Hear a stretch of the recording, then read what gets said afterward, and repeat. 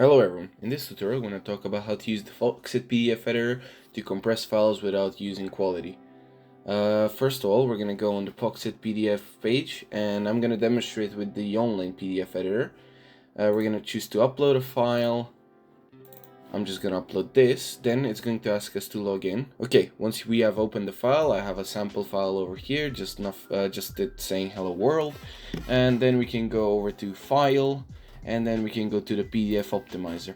We can choose an advanced optimization, we can optimize the scanned PDF, or we can just basically reduce the file size without losing quality. We're gonna press that. Now, because I don't have the free trial and I don't have the official version, I can't demonstrate it, but it's as easy as having to press the button and then it's going to do it for you.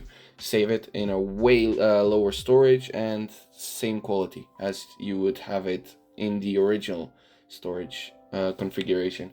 Anyways, thanks for watching. Make sure to leave a like, share, and subscribe, and make sure to have a great day. See you in the next one. Goodbye.